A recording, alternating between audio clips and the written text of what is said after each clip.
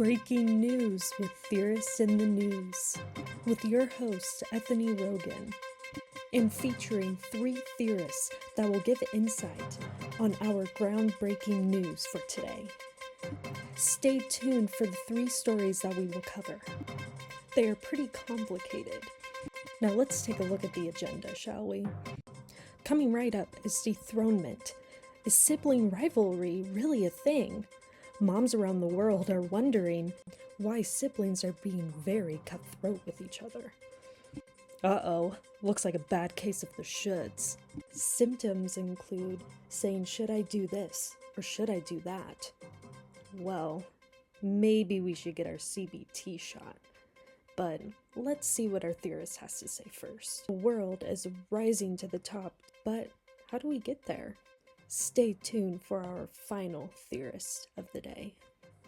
First up is Adler, talking about dethronement. Adler is known for individual psychology, as he states. Inferiority is the main source of all human striving, and people compensate to develop further. Inferiority and superiority complex is jealousy versus self-centeredness. We strive for perfection, an ideal future self, which leads to fictional finalism, the ultimate goal need to move forward. But as Adler has stated, birth order causes some mayhem. In Adler's words, birth order is first kid versus second kid. After the first kid, parents have less anxiety, and it diminishes. The first child experiences strict rules, structure, is dethroned by another sibling, and has temper problems. Although the second sibling does not suffer dethronement, is more ambitious, trying to be like their older sibling. One of the main points Adler stated was, if an older sibling excels, the second-born feels that they can never surpass their older sibling. But if there is a third sibling, they never face dethronement. They are high achievers and have dependency or helplessness. They're used to being cared for. But I asked Adler, what if it's an only child? He had some words. The only child feels that they are the center of attention. They have a superiority complex, show adult behavior and attitude, and they are not the center of attention outside their home. And research shows that they are more cooperative than last-borns, but they are less popular and self-centered. But what about siblings that are closer in age and not closer in age? Adler had some words as well.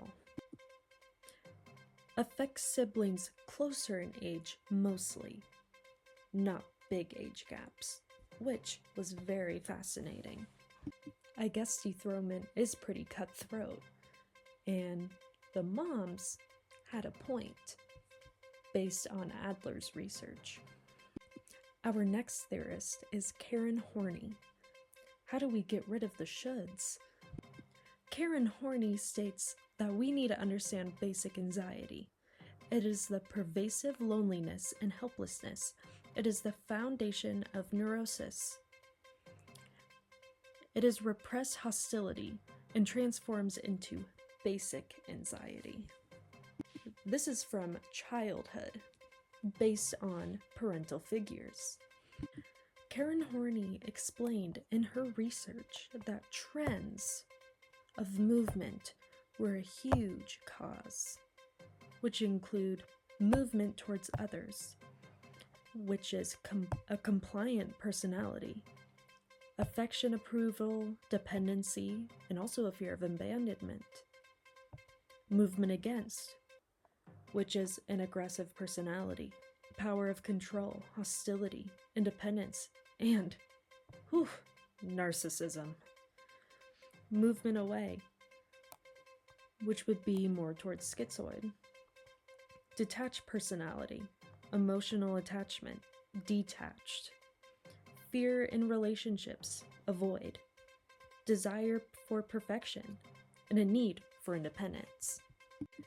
Karen Horney also stated that the idealized self-image is between normal and neurotic. Normal self-image reflects realistic views of goals and potentials and weaknesses, self-realization, and a guide to interactions.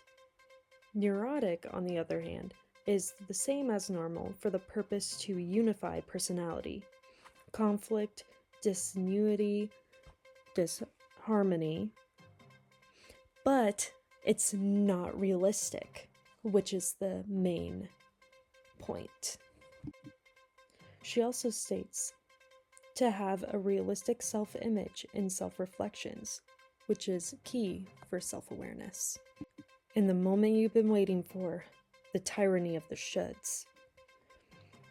I should do this, do that, but you can't validate a person that is looking for the answer of I should. To help this is CBT, Cognitive Behavioral Therapy.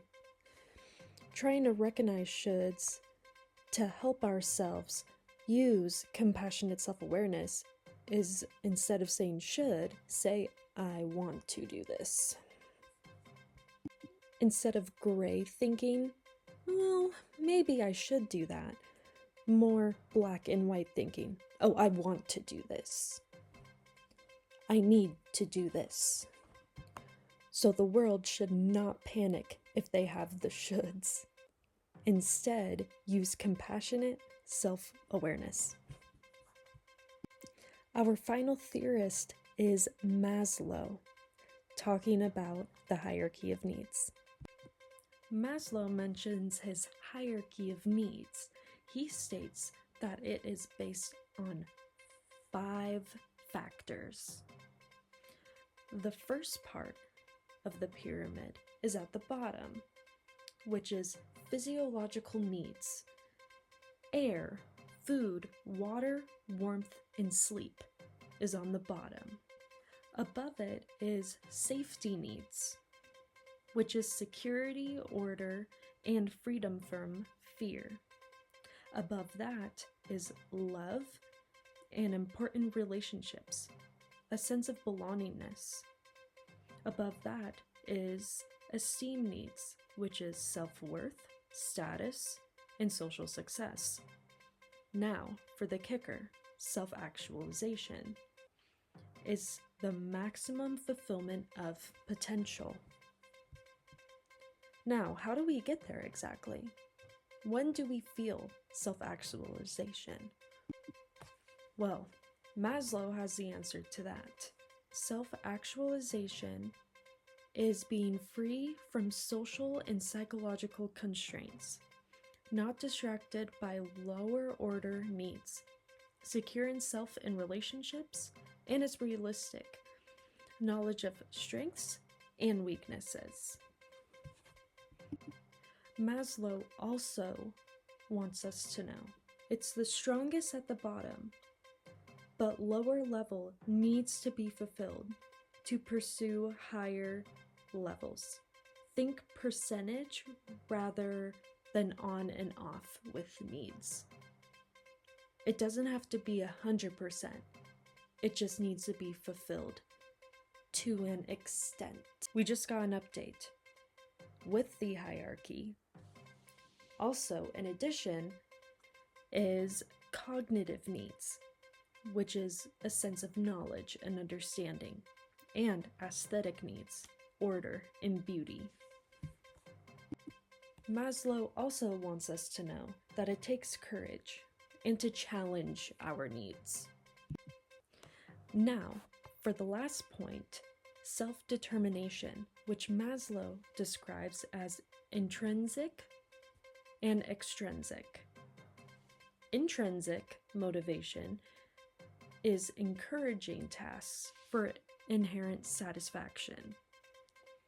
Extrinsic motivation is external rewards like praise and money. But the three main points that Maslow wants us to know is 1. Competence, mastering tasks and challenges. Second is autonomy, personal values and interests. And third, relatedness, a connection to others, the main points for self-determination.